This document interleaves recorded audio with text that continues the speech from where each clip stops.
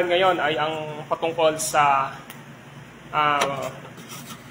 dapat na naiintindihan ng mga mananampalataya, patungkol sa ating pag-aaral sa umagang ito. Okay?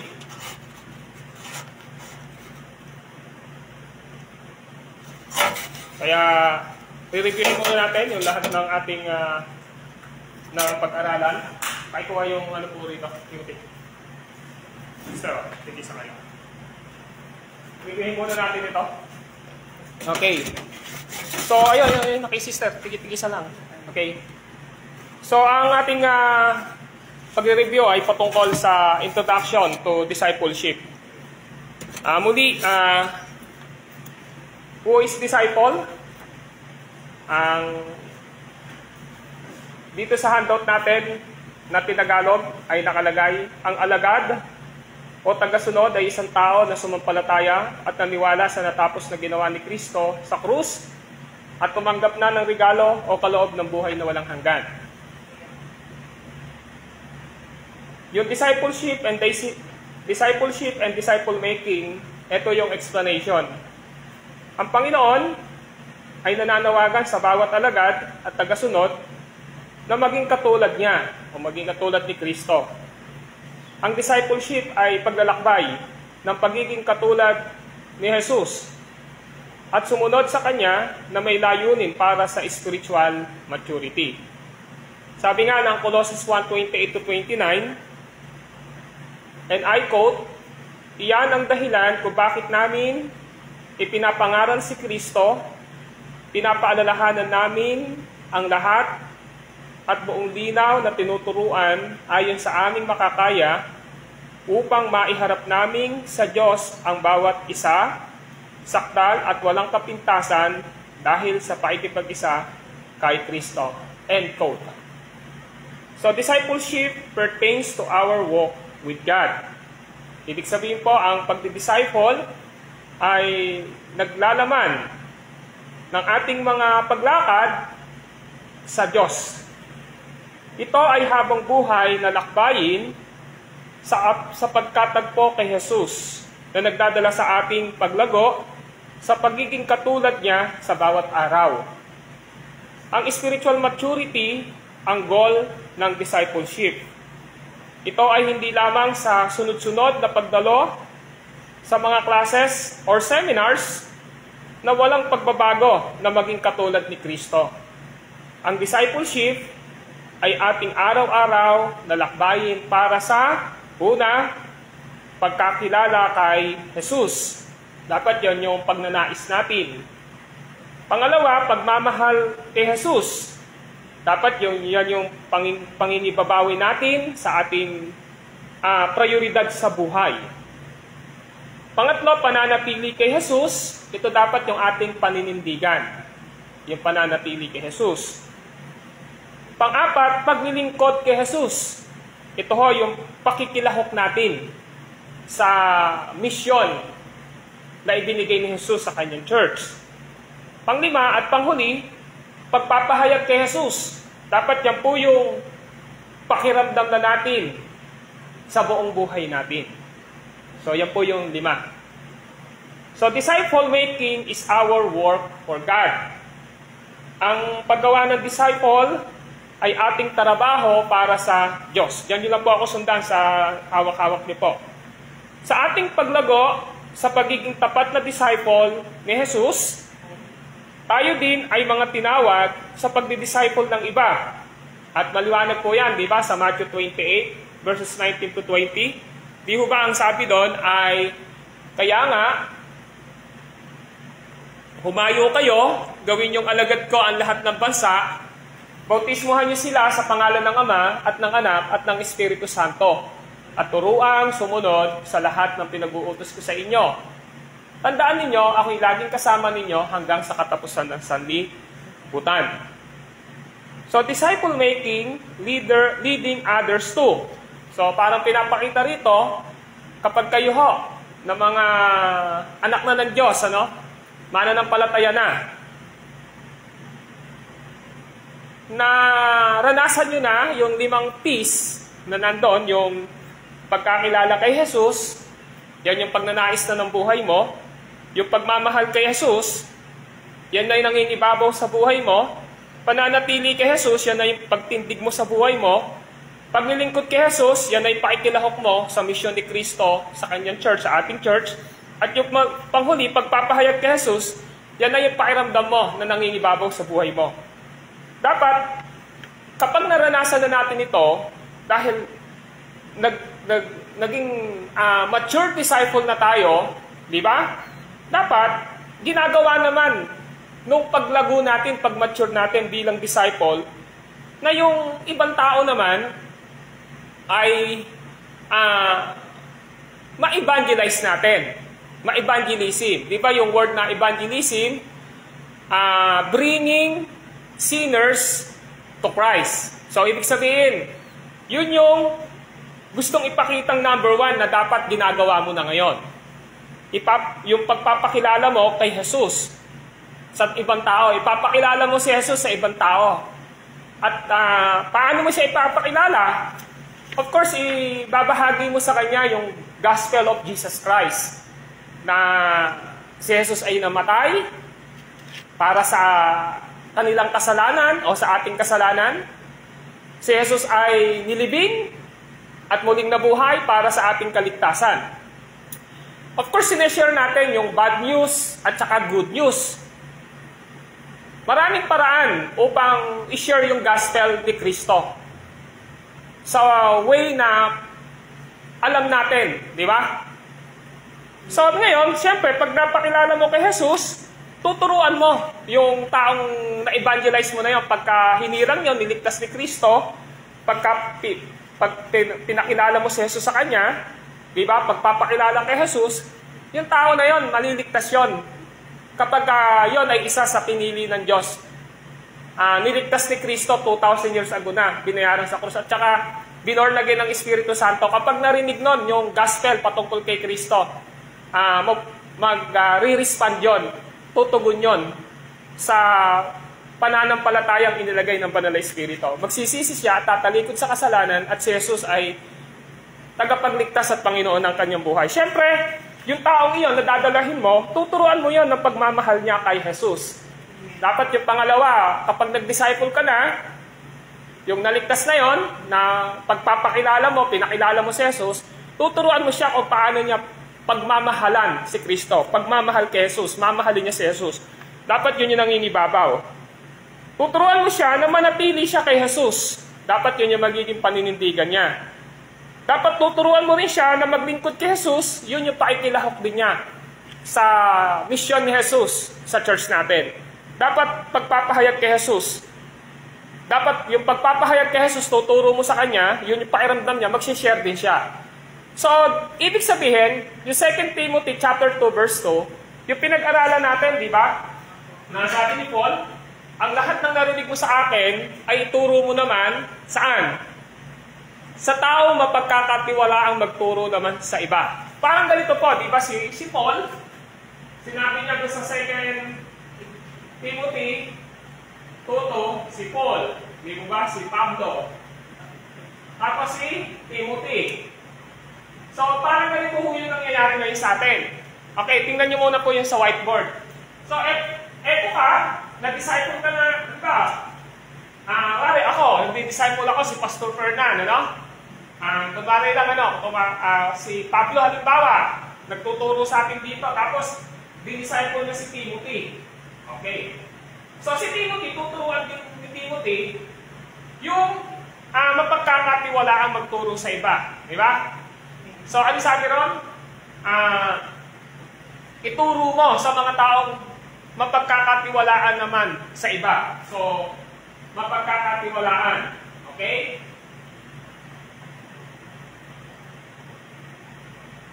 Yan po yun. Tapos, si Timothy, tuturo niya ngayon dito sa mapagkakatiwalaan. Tapos, yung isa, yung dulo, others naman sa iba. So, parang, yan yung process na nakita natin, ano? Na dapat paulit-ulit lang yung nangyayari na pagpapakilala kay Jesus, pagmamahal kay Jesus, pananatili kay Jesus, paglilingkod kay Jesus, pagpapahayag kay Jesus. So, doon sa dulo po ng page 1, ang sabi diyan, ang ating discipleship and disciple making ay nagdadala sa ating lahat tungo sa spiritual maturity. So, ito po yun. Okay? So, ngayon, punta tayo sa pangalawa po. Page 2. Process of making disciple. Ano ba yung process? Proseso ng paggawa ng mga disciple. Review lang po natin to. Ang sabi rito, ang gawaing pagdi-disciples ay habang buhay na lakbayin. Ito ay nagsimula sa ating tapat na pagpapahayag o proclaim ng Ebanghelyo ni Hesukristo. Ating nililinang. Cultivate po yan. Ang relasyon kay Kristo ng mga disciple. Ating sinasanay o equip ang mga mananampalataya sa paghahanda sa kanila sa paglilingkod kay Kristo at ang pagpasan sa gawain ng Panginoon. At yung pang-apat, ating inaatasan ang mga disciples na pasanin ang work o ang gawain and multiply His life and ministry. So dapat nagmumultiply yung ministeryo, yung buhay ni Kristo at ministeryo ni Kristo sa ating pagtuturo na atasan sila na magpahayag sila. So, makikita natin sa proseso, o sa hakbang ng paggawa ng disciple, nakita natin proclaim, ipahayag si Kristo, yung mga na-save, i-cultivate natin, lilinangin natin sila, saan? Sa aral ni Kristo. Okay, yung equip naman, sasanayin natin sila. Hindi lang basta sila natututo, kundi sasanayin natin sila, sinasanay. Kailangan meron silang ginagawa bilang tugon sa mga equipping na meron sila. At yung pang-apat, kinukomisyon sila, inaatasan. O, tingnan natin ngayon. Letter A, proclaim Christ, ipahayag si Kristo. Tayo ay tapat sa pagpapahayag ng Ebanghelyo ng Panginoong Hesukristo sa pamamagitan ng kanyang mga salita at ating mga buhay. So, dalawa pala yun pag nagpapahayag tayo. Salita ni Kristo, salita ng Diyos, at yung patotoo ng ating mga buhay. Yung testimony natin. Mahirap po na totoo naman magpahayag na salita ng Diyos na mismong yung sarili mo, hindi nakikita na ina-apply mo sa buhay mo yung pananampalataya o aral na meron ka. Tayo ay nagpapatuloy na liwanagin ang mensahe ng Ebanghelyo sa paglago ng mga disciples na may katiyakan ng kanilang eternal destiny o walang hanggang patutunguhan, relasyon nila kay Kristo, identity, yung pagkakilanlan nila o yung posisyon nila kay Kristo, o position in Christ. Makikita natin yan sa 1 Timothy 1:15, Acts chapter 4 verse 12. Si Kristo lang po ang pinakasentro ng pagpapahayag natin sa kanila. O kung disciple na sila ngayon, dapat klarado sa kanila ito na meron silang katiyakan ng kaligtasan, yung relasyon nila kay Kristo, dapat tama, yung posisyon nila kay Kristo, tama, yung identity nila kay Kristo. Letter B, cultivate a relationship with Christ, yung linangin. Linangin o patibayin ang mga bagong mananampalataya sa pananampalataya sa mensahe ng Ebanghelyo at katayuan kay Kristo. So, kailangan pag sinabing linangin, alam natin ito, mas natatanggal yung lahat ng mga dapat matanggal, kasama dito yung sanctification. Nililinang natin sila, tinuturoan natin sila, yung katayuan nila kay Kristo. So, ang mga aralin na itinuturo sa bahaging ito ay ang paghahanda sa bagong mananampalataya na matutunan ang new discipline in Christ's life o yung bagong disiplinang Kristiyanong pamumuhay. Dapat yung mga basic doctrine on God, halimbawa yung Trinity, established sa kanila dapat ito na may isang Diyos sa tatlong persona. Yung tao, dapat pinapaliwanag natin sila kung saan sila kinreate ng Lord. Tapos kung bakit sila nahiwalay sa Diyos dahil sa sin o sa kasalanan. Yung salvation, mahalaga ito na sentro. Bakit kailangang maligtas sila? Yung church at yung mga iba pang bagay.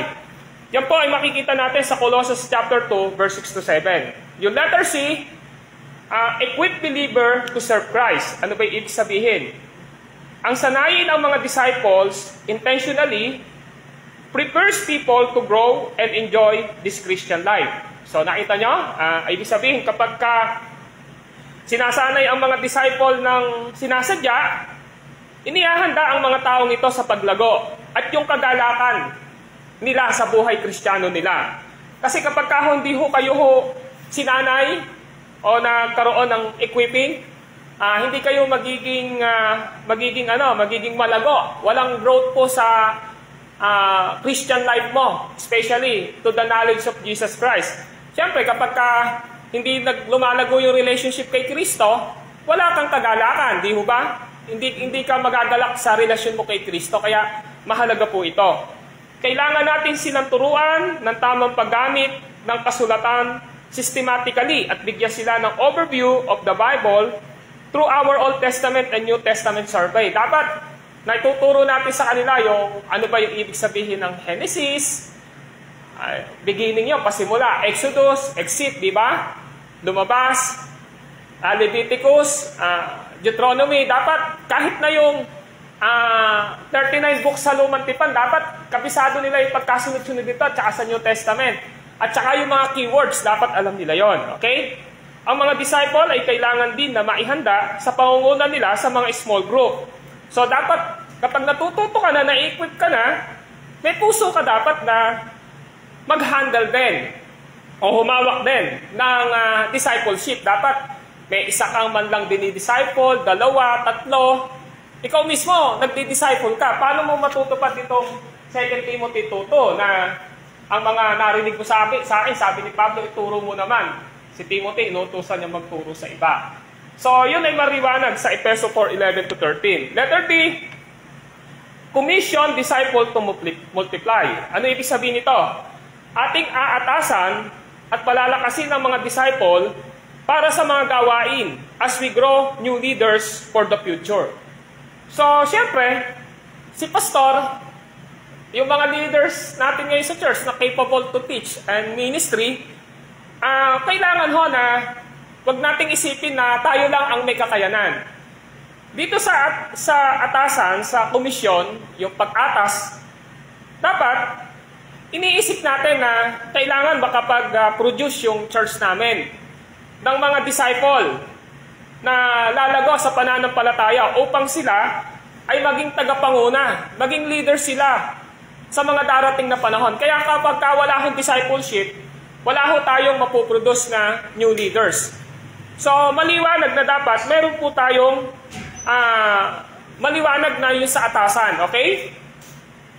Ating sinasadya, sanayin at palakasin ang susunod na generation of leaders sa pamamagitan ng pagbibigay sa kanila ng tamang aral na maging servant leader who will also make and equip disciple for the future. So, ibig sabihin po, kailangan mo natin maintindihan na itong mga bagay na ito na merong komisyon. So, makikita natin doon sa proseso ng making disciple. Kailangan may pagpapahayag. Yung church natin, dapat naiintindihan natin yan. Pinapahayag natin, pinoproclaim natin si Kristo. Saan? Sa evangelism. Okay? Tapos yung mga naligtas doon, ikukultivate natin sila, lilinangin natin sila. Through the basic teaching of the Bible. Tapos i-equip natin sila, sasanayin natin sila. And then, tuturuan natin sila na maglingkod sa Panginoon. So, more on review na lang po yan pag uwi nyo. So, yan po yung ano natin. Okay? So, ngayon, punta tayo dito sa pangalawa natin. Review lang po yan, pero Timoteo. Ito yung pangalawa.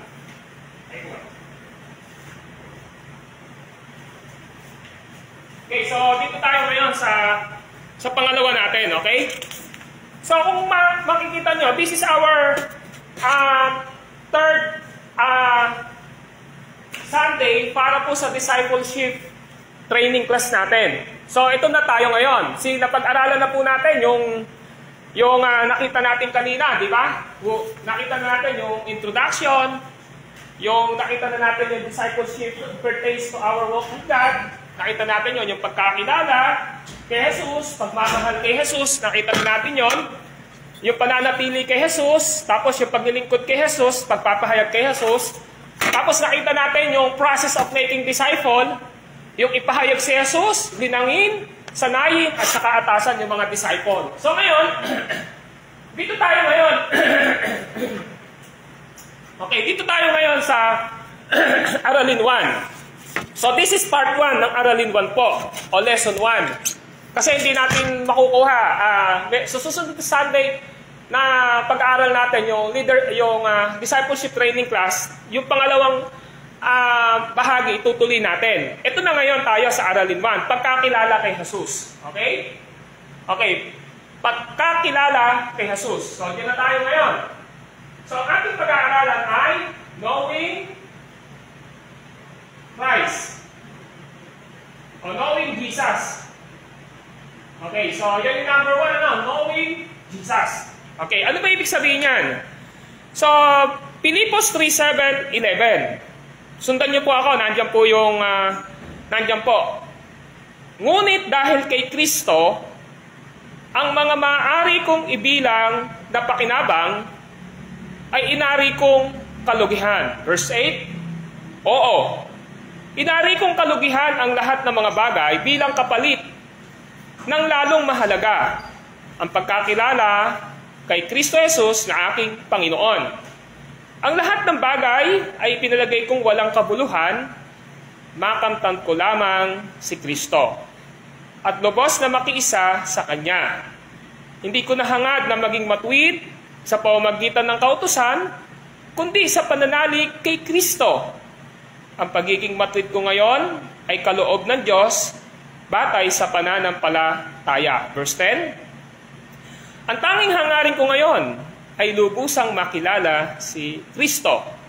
Maranasan ang kapangyarihan ng Kanyang pagkabuhay na maguli, makihati sa Kanyang mga hirap, at matulad sa Kanya pati sa Kanyang kamatayan. Verse 11, sa pag-asang ako may muling bubuhayin. So Pilipos chapter 3 verse 7-11 po yan.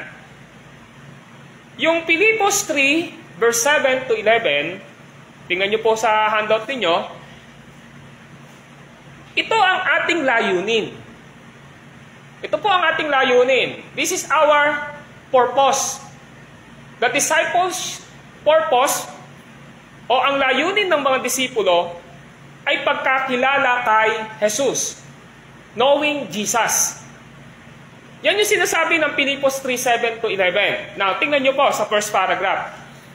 Ang pagkakilala kay Jesus, ang layunin ng buhay ni Apostol Pablo, ang kanyang pagnanais na makalapit at makilala si Kristo, ay kanyang desisyon nang siya ay tinatagpo ng Panginoong Jesus sa lansangan ng Damasco.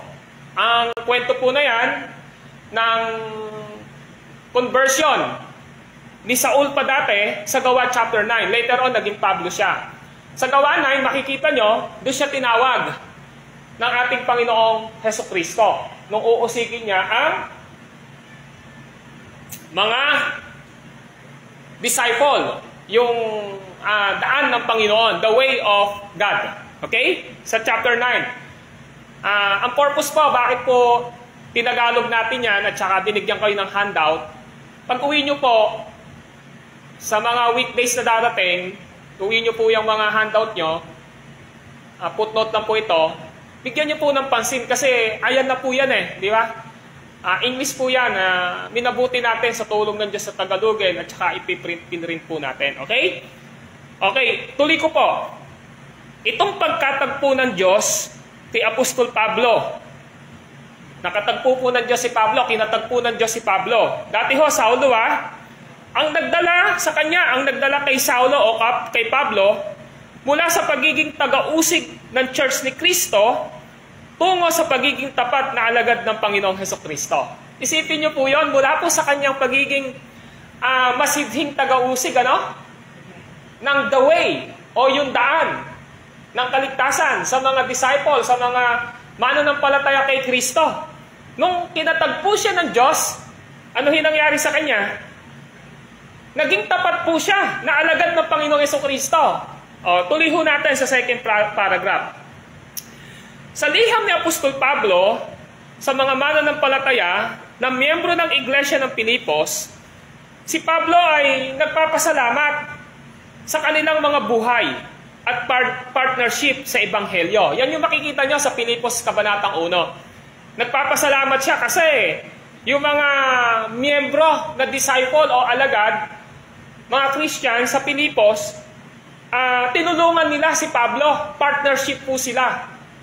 So, ibig sabihin, si Pablo ay tinulungan ng maraming mananampalataya sa iglesia ng Pilipos, ano? Kaya makikita natin dyan, si Pablo ay nagpapasalamat sa kanilang mga buhay at partnership sa Ebanghelyo sa Pilipos 1. Sa Kabanatang 2, hinikayat niya ni Pablo sila na yakapin ang katotohanan na si Jesus ang dakilang halimbawa ng pagmamahal at kapakumbabaan. Diyan yun na makikita yung mga salitang bagamat siya Diyos, hindi nagpilit na manatiling kapantay Diyos, bagkus nagpakababa siya, at yan daw yung dapat na maging isipan natin sa Kabanatang 2. Okay. Sa Kabanatang 3 naman, hinikayat din ni Apostol Pablo na ang mga mananampalataya ay may new life and position kay Kristo. Ano ibig sabihin doon?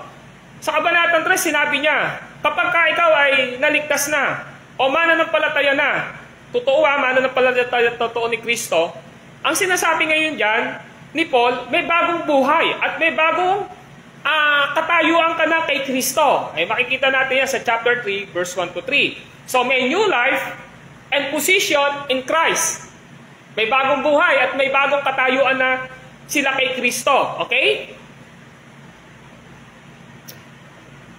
Sa mga talatang 7 at 8 ng Pilipos chapter 3, kanyang ipinahayag o ipinakita ang lahat ng kanyang credential at achievement. Pag sinabing credential, ito yung kanyang mga natapos. Yung mga achievement, ito yung kanyang mga na-accomplish na. Ano? Yung mga achievement niya, mga dapat na maging makita natin yung kanyang posisyon. Ano na yung mga naabot niya, na achievements niya, na maaari niya sanang ipagmalaki at panghawakan. Diba? Makikita natin niya sa chapter 3 ng Pilipos. Sinabi niya, malinaw, ako ay Hebreo, ganito, lahat nasa kanya. Pwede niya sanang ipagmalaki yun at panghawakan. Subalit, inari ni Apostol Pablo, inari niya itong kalugihan o basura. Sabi niya, yung mga achievement and accomplishment ko when it comes to religions, basura lang yun Sabi niya, lugi ko doon. Kalugihan o basura. Kumpara daw sa lubusang pagkakilala kay Kristo. Okay? So sabi niya, yung mga achievement and accomplishment ko, kapag dinikit ko ito sa salvation, basura lang at kalugihan. Kumpara ngayon sa posisyon ko kay Kristo. Yung pagkakilala ko kay Kristo. Kaya ang sabi niya, ang pagkakilala kay Jesus, ito yung dapat na maging isipan niyo sa paragraph 2. Ang pagkilala kay Jesus ay pagbabago ng pagtitiwala sa allegiance from Himself to Jesus Christ alone. Ano ibig sabihin yung allegiance? Yung pagtatapat mo sa sarili mo. Minsan yun tayo kung saan ako nadapa, doon na lang ako. Allegiance mo yun kung ano yung ginagawa ko, natutunan ko, yun na lang ako. Si Paul, hindi yun yung naging allegiance niya. Hindi yun yung pinagtiwalaan niya. Kundi, sinabi niya, magtitiwala lamang ako kay Kristo sa natapos na ginawa ni Kristo. Sa katangian ni Kristo na siya ay Diyos, tao, man, and God. He is the Messiah, He is the Savior. So, ibig sabihin, ang pagkakilala kay Jesus ay pagbabago ng pagtitiwala sa katapatan mula sa kanyang sarili, sa sarili ni Pablo, tungo kay Kristo lamang. So dapat bitawan po natin yung mga bagay na pinagtitiwalaan natin sa salvation na meron tayo. Dapat ang pagtitiwalaan lang natin at nais nating makilala si Kristo lamang. Okay? Paragraph 3. ang pagnanais ni Pablo ay hindi na para sa kanyang sarili. May self-denial, di ba? Hindi na sa kanyang sarili. Maraming Kristiyano ngayon, kaya hindi nagmamature sa kanyang pagiging Kristiyano. Sa totoo lang ho, self-centered, medyo nakasentro sa kanyang sarili. Si Pablo, hindi po. Sa paragraph 3, ang pagnanais ni Pablo ay hindi na para sa kanyang sarili. Subalit para kay Kristo na lamang. So nakita nyo dito sa Pilipos 3, merong radikal na pagbabago sa buhay ni Saulo dati sa Acts chapter 9. Kaya nung niliham niya itong Pilipos chapter 3, ang pagnanais na ni Pablo ay hindi na para sa kanyang sarili, subalit para kay Kristo na lamang. Siya, si Pablo po, ay nagnanais na makamit at makilala si Kristo. Yan na yung goal niya ngayon. Yan na yung purpose niya ngayon. Yung pagnanais na ni Pablo ay makamit at makilala si Kristo. Okay? Si Pablo ay nagnanasa para sa pagpapatibay at pagpapalago sa katuwiran ni Kristo o sa righteousness of Christ upang maranasan niya, ni Pablo, ang kapangyarihan at pagkabuhay ni Kristo. Di ba yun nasabi niya sa Pilipos 3:9 hanggang 10? Ang tanging hangarin ko ngayon, ayan, ay lubusang makilala si Kristo, makihati sa kanyang mga hirap, sa kanyang pagkabuhay, maranasan ang kanyang pagkabuhay. Handa din si Apostol Pablo na makaranas ng mga suffering para kay Kristo dahil isang araw, mararanasan niya ang buhay na walang hanggan na ipinangako ni Kristo. Di ba yan nasabi niya sa verse 11? Tunay, knowing Jesus is life-changing. Totoo po. Kapag nakilala mo ng lubusan si Jesus sa iyong buhay, may pagbabago. Si Pablo, radikal ang pagbabago niya. From being a persecutor, naging tapat na tagapagturo at apostol ni Pablo. Kaya mga kapatid, makikita natin dito na si Pablo ay nagnanasa para sa pagpapatibay at pagpapalago sa kanyang katwirang kay Kristo upang maranasan niya ang kapangyarihan ng pagkabuhay ni Kristo sa chapter 3 verse 9 to 10. Handa si Apostol Pablo na makaranas ng mga suffering para kay Kristo dahil isang araw mararanasan niya ang buhay na walang hanggan na ipinangako ni Kristo Jesus sa verse 11. Totoo po mga kapatid, ang makilala si Jesus sa ating buhay ay mayroong radikal na pagbabago. Paragraph 4. Knowing Jesus begins with an encounter. Yung pagkakilala natin kay Kristo, nagsisimula po ito nang tayo ay makatagpo ni Kristo sa buhay natin. Katulad ng nangyari kay Paul. Hanggat hindi po tayo kinakatagpo ni Kristo sa ating buhay, wala hong magbabago sa buhay natin. Tama po ba? Si Paul sa Acts chapter 9, bakit gano'n na lang yung pagbabago niya? He was encountered by God. So knowing Jesus begin with an encounter.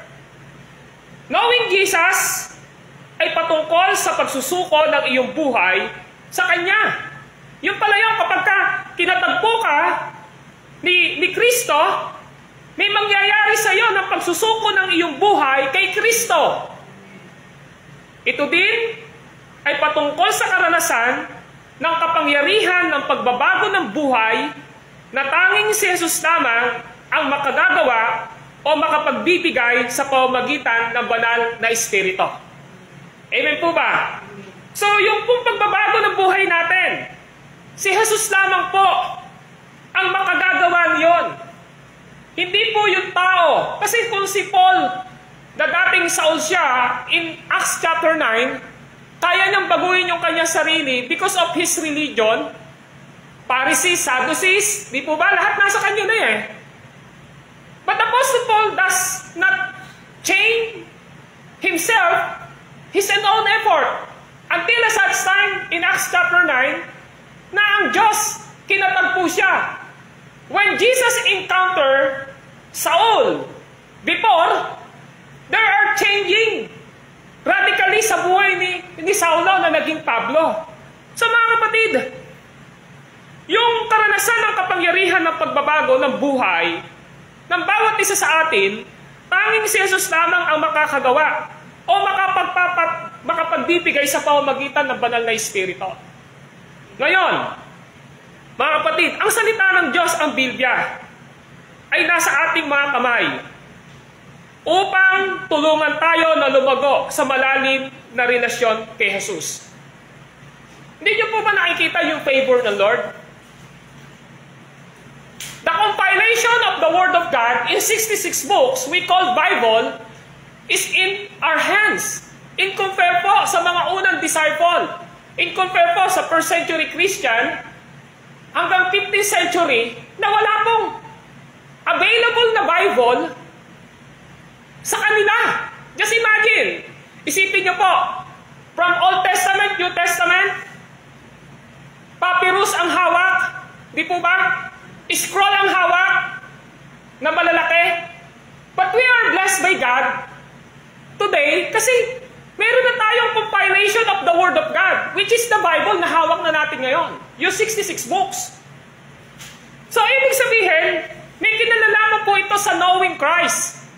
So, ngayon, ang salita ng Diyos, ang Biblia, ay nasa atin ng mga kamay na upang tulungan tayo na lumago sa malalim na relasyon kay Jesus. Mga kapatid, ang salita ng Diyos at ang panalangin ay nagpapahintulot sa atin na sumuko sa kalooban ni Jesus.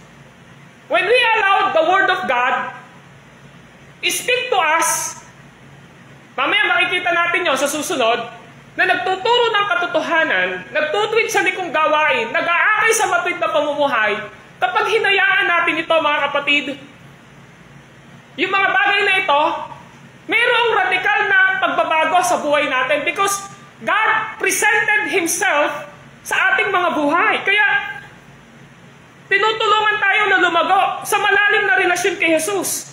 Nang alin? Ang salita ng Diyos. At ang pananalangin ay nagpapahintulot sa atin na sumuko tayo sa kalooban ni Jesus. That is the goal of discipleship. That is the goal of why the Word of God ay kailangan nating matutunan. Because when we know the Word of God, we know Jesus Christ.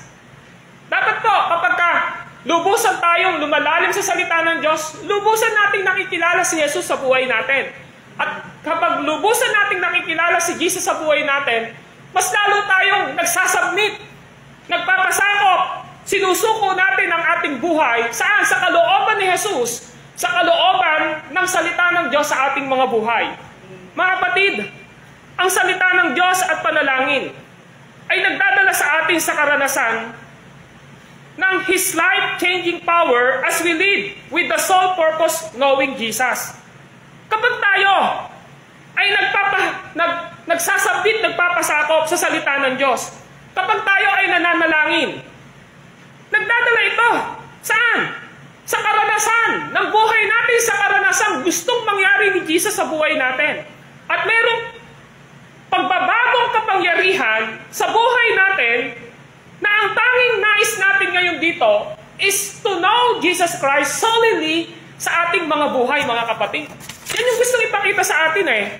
So, ibig sabihin, ang makilala si Jesus ay ang second page. Ang makilala si Jesus, sa likod po, pakitingnan. Ang makilala si Jesus ay ang purpose ng bawat mananampalataya o disciple. Yan ba yung purpose natin ngayon? Si Paul ang sabi niya, ang tanging hangarin ko ngayon. Naintindihan niyo? Ano na yung tanging hangaran ni Pablo sa Filipos 3? Sabi niya, yung dati kong Pariseo, Saduceo, sa pagiging matuwid, walang may pipinta sa akin. Sa pagsunod sa kautusan, ay wala kayong may pipinta sa akin. Sa pagiging Hudyo, Israel, ako ito. Sa pagiging kilala sa lipunan, ako ito. Pero sabi niya, inari kong basura yung lahat na yan eh. Ang tanging hangarin ko ngayon ay ano, sabi ng Filipos chapter 10, lubusang makilala si Kristo. Mga kapatid, ang makilala si Jesus ay ang purpose ng bawat mananampalataya o disciple. There are radical change sa buhay dapat natin Na yes, nagtatrabaho tayo, naghahanap buhay tayo, ginagawa natin yung mga dapat nating gawin, but that is secondarily. The highest purpose of our lives is to know Jesus sa buhay natin. Kahit naman po ang Book of Ecclesiastes, di ba? Ano ba ang buong katungkulan ng tao? Matapat ka sa Diyos at sundin mo ang kanyang mga utos. Sapagkat ito ang buong katungkulan ng tao. Tama po ba? Ibig sabihin, the highest purpose of believers, of disciples, or Christian is to know Jesus to our lives. And that is our sole purpose. Kung meron tayong pinaka-purpose na yun sa buhay natin, is to know Christ Himself through His written word sa buhay natin. Mga kapatid, kilalanin ng lubusan si Jesus ay ang pagkakaroon ng tagapagligtas at Panginoon. Ito ay nagsisimula sa pamamagitan ng paniniwala o pagsampalataya sa natapos na ginawa ni Jesus Kristo sa krus. Ang kilalanin at makilala si Jesus ay patungkol sa paglago sa karunungan sa Diyos at tayo ay matututo patungkol sa kanyang mga salita. Kapatid, ito din ay pagkatuto sa paglapit sa Kanya sa panalangin upang tayo ay patuloy na lumago sa spiritual maturity. The goal of our knowing Jesus Christ is to grow spiritual maturity. Mga kapatid, hindi ka maglalago sa spiritual maturity mo kung hindi mo bibigyan ng tamang oras ang salita ng Diyos. Kasama ang panalangin. Ngayon, number 1, makilala si Jesus. Know Jesus. That is our point number 1. Makilala si Jesus. Knowing Jesus. Si Jesus Kristo, nakita natin yan, di ba? Ito, si Jesus Kristo ay tunay na anak ng Diyos. He is the Son of God. Tunay na kumpletong Diyos at kumpletong tao. He is a complete man and complete God. He is the Son of God. Siya ay pinaglihi ng banal na Espiritu. Pinanganak ni Birheng Maria, namuhay, walang anumang sala, naghirap at namatay para sa mga makasalanan. Nilibing at nabuhay. Umakyat ang katawan sa langit at naghanda ng pagbabalik niya sa katawang maluwalhati sa ikalawang pagkakataon. Makikita niyo po yan sa John chapter 1, verse 1 to 14. Sa pasimula pa, naroon na ang salita, kasama ng Diyos ang salita at ang salita ang Diyos. Sa pamamagitan niya, nilikha ang lahat ng bagay. Nagkatawan tao ang salita at siya'y nanirahan sa piling natin. 1 Corinthians 15:3-6, ang sabi, binigay ko sa inyo ang pinakamahalagang aral na tinanggap ko rin, na si Kristo'y namatay para sa ating mga kasalanan, siya'y nilibing, at muling nabuhay para sa ating kaligtasan. Pilipos chapter 2, verse 5-11. Bagamat siya Diyos, hindi nagpilit na mantiling kapantay ng Diyos. Bagkus sinubad niya ang katangian ng pagka-Diyos. Namuhay lang isang alipin, oo, hanggang kamatayan sa cross. Now, the question is, sino si Jesus para sa iyo? Who is Jesus for you? Knowing Christ, yung unang tanong natin dapat, sino ba si Jesus sa akin? Si Jesus ba ay anak ng Diyos?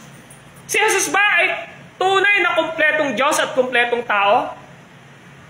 Siya ba ay pinaniniwalaan kong pinaglihi o yung virgin birth through the Holy Spirit? Naniwala ba tayo na namuhay siya dito sa lupa 2,000 years ago for almost 33.5 years? Naniwala ba tayo na wala siyang sala? Naniwala ba tayong naghirap siya? Naniwala ba tayong namatay siya para sa ating kasalanan? Naniwala ba tayo na nilibing siya at nabuhay na muli? Naniwala ba tayo na umakyat ang katawan ni Kristo sa langit? Naniniwala ba tayo na naghahanda siya para sa pagbabalik ng kanyang katawan? Sa maluwalhati sa ikalawang pagkakataon? So this is the question that we need to address sa buhay po ng bawat isa sa atin. So ibig sabihin, ang unang tanong, sino si Jesus sa iyo? Sino si Jesus para sa inyo? Sino si Jesus para sa inyo? So the answer is, yung Kristo ay tunay na anak ng Diyos, tunay na kumpletong Diyos at kumpletong tao. Siya ay pinaglihi ng banal na Espiritu, ipinanganak ni Birheng Maria, namuhay, walang anumang sala, naghirap, namatay para sa mga makasalanan, nilibing at nabuhay, umakyat ang katawan sa langit, naghanda sa pagbabalik niya sa katawang maluwalhati sa ikalawang pagkakataon. Yan si Jesus, dapat, yan si Jesus sa atin, di ba? So dapat naiintindihan natin who is Jesus for you. So sinasabi ngayon sa atin dito, siya si Jesus, di ba? So, siya si Jesus, di ba? Now, ito ho yung sinasabi. Basahin po natin itong Romans 10:9-10. Romans 10:9-10. Ang sabi po dito, kung ipapahayag ng iyong mga labi na si Jesus ay Panginoon at mananalig ka ng buong puso na siya'y muling binuhay ng Diyos, maliligtas ka. Verse 10, sapagkat nananalig ang tao sa pamamagitan ng kanyang puso at sa gayon na pawalang sala at nagpapahayag sa pamamagitan ng kanyang labi ay sa gayoy naliligtas. Romans 10:9-10. So, anyone who answer this question? Ayon sa Roma 10:9-10, paano naligtas ang isang tao? Anyone who want to answer? Paano naligtas ang tao? Based on Romans chapter 10, verse 9-10. Paano po naligtas ang tao? Pwede bang Pwede bang pakisagot? Sige po. Sige po. Kung mananalig ka na? Ayun. So, yun yung makikita natin. So, thank you, Sister Leone. Anyone?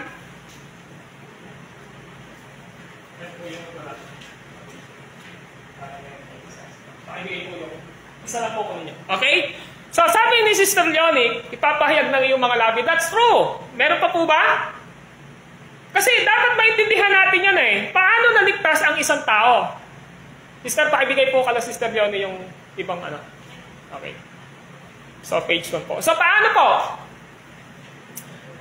Sister Antonia, paano niyo po yan sasagutin? Ayon sa Roma 10:9-10, paano maliligtas ang isang tao?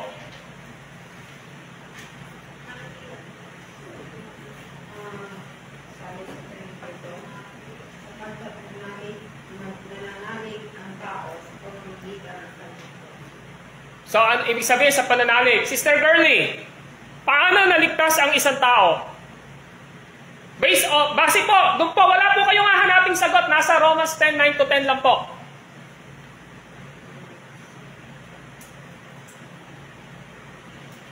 Okay, sige. So, the second question is, kailan mo ginawa si Kristo at tagapagligtas at Panginoon ng iyong buhay? Kailan? Kasi dapat maintindihan natin ito Kailan mo ginawa si Kristo na tagapagligtas at Panginoon ng iyong buhay?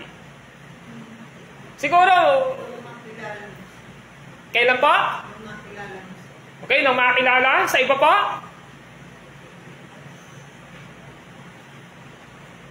Sagot din po, nasa Romans 10:9-10 So, maliwanag po na nung ipinahayag ng iyong mga labi na si Jesus at Panginoon at nanalig ka ng buong puso na siya ay muling binuhay ng Diyos, naligtas ka.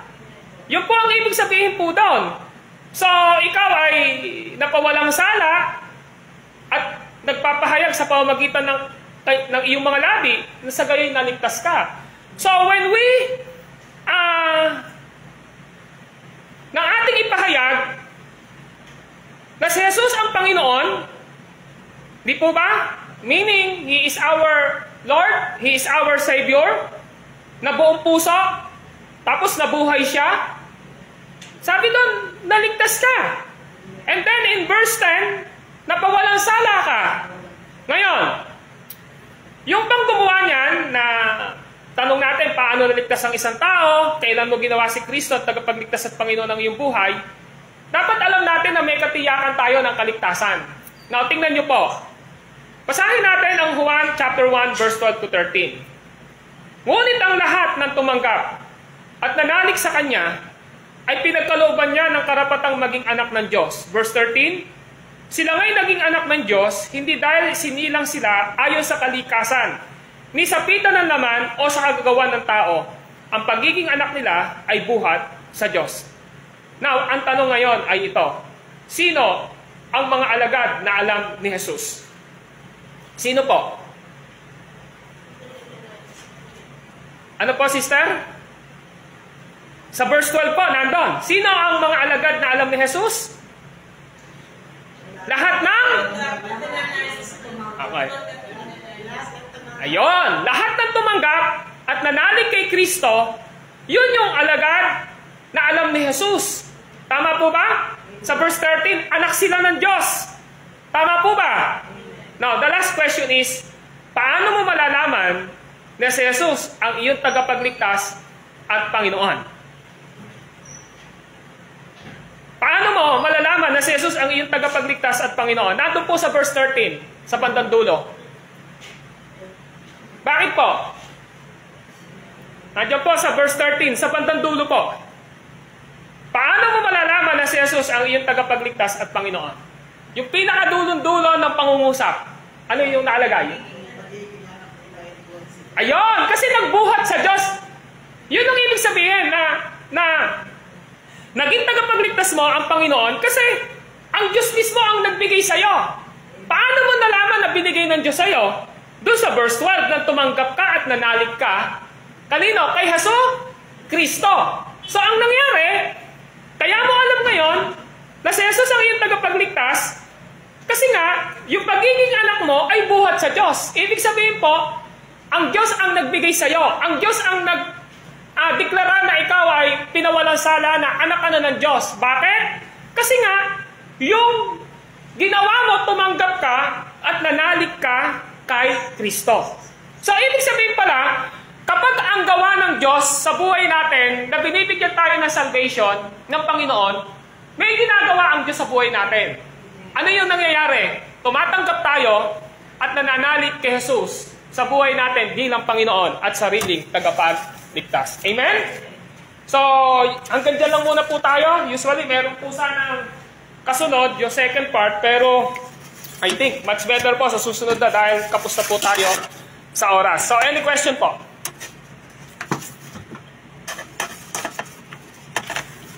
May tanong po? So, sa ating pinag-aralan, so, yan po yung pag-aaral natin patungkol sa ating discipleship. Okay? So, knowing Jesus Christ. So, the goal of disciple is knowing Jesus Christ sa buhay po ng bawat isa sa atin. Kapag ang isang Kristiyano totoo pong naligtas, sabi ni Pablo, ang tanging hangarin ko ngayon ay lubusang makilala si Kristo. Ginawa niyang kalugihan at basura yung lahat ng achievement niya sa Pilipos chapter 3. Knowing Christ is the sole purpose of disciple. Yan po yung nag-iisang layunin at nais ng disciple. Any question? Sorry, nagsimula po kami ay 9:15. So mahaba po ang naging discussion na. Okay? So, any question? So, I encourage everyone sa susunod po na Sunday School. Lagi po akong nagpapaalala sa inyo na kung gusto nyo pong mag-mature, mag-growth sa pananampalataya nyo, magkaroon po tayo ng tinatawag na obedience sa Lord, na we need to give proper time sa susunod na pag-aaral nandun para po sa ganitong uri ng gawain so that we know Christ in our lives sa pamamagitan ng pagtuturo ng salita ng Diyos. Let us pray. Panginoon, maraming salamat sa umagang ito, sa natapos po naming discipleship training class. We are thankful, Lord, sapagkat natutunan namin, Panginoon, yung the process of discipleship. Nakita po namin at ang pinaka-kauna-unahan na dapat na ma-establish sa aming mga buhay ay yung lubusang pagkakilala namin kay Jesus Christ. Yes, Lord, nung niligtas nyo kami, nung tinubos nyo kami, nung pinatawad nyo kami, nung pinawalang sala nyo kami, nang nilagay nyo sa puso namin na si Jesus ay maging tagapagligtas at Panginoon, that is the first step and initial na pagpapakilala ninyo sa amin. But we need to know Jesus sa amin pong mga buhay, sapagkat kapag lalo naming nakikilala si Jesus sa buhay namin, ay mas lalo po namin siyang mamahalin mas lalo po kaming makakapanatili sa Kanya, mas lalo po kaming makapaglilingkod sa Kanya, at mas lalo po naming maibabahagi si Jesus sa mga tao na nangangailangan pa ng kaligtasan. That's why, turuan niyo po kami na maging uhaw sa lubusang pagkakilala si Jesus Christ. At alam namin na wala po kayong ibang tools na ibinigay o means para makilala namin si Kristo ng lubusan, kundi ang Scripture, ang banal na kasulatan, ang 66 books ng banal na kasulatan. Kaya Lord, maraming salamat po sa umagang ito. All glory belongs to you. This is our prayer.